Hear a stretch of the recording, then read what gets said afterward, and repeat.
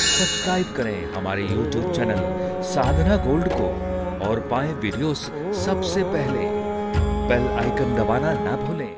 जो भी स्त्री, जो भी लड़कियां या जो भी हैं, जो भी कथा कह रही हैं, व्यासपीठ पर बैठ रही हैं, भागवत के अनुसार तो स्त्री को व्यासपीठ पर बैठना वर्जित ही है। अगर आपके यहाँ मूल भागवत है, गोरखपुर आदि की होगी, उसमें अगर आप जाएं, महात्म्य में स्पष्ट लिखा है। लेकिन आज के इस परिवेश में लोगों में इतना अज्ञान बढ़ गया है कि उसमें उनके साथ स्थिति यह है कि वे कथा करवा रहे हैं। अब जब कथा करवाने वाले हैं तो करने वाले को क्या प्रॉब्लम है? जबकि एक दर्शन तो ये भी आया है, व्यासपीठ पर अगर कोई स्त्री बैठ जाती है तो वो स्वयं नरक भोगती है और उसको सुनने वाला भी नरक भोगता है।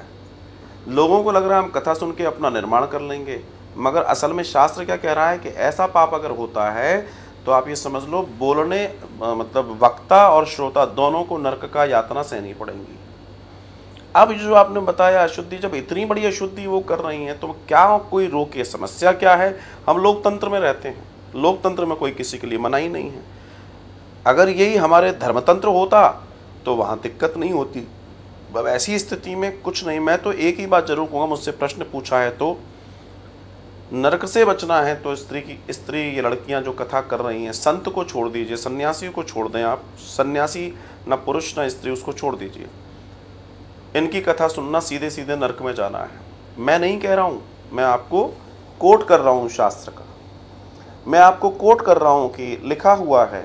कहाँ लिखा हुआ है?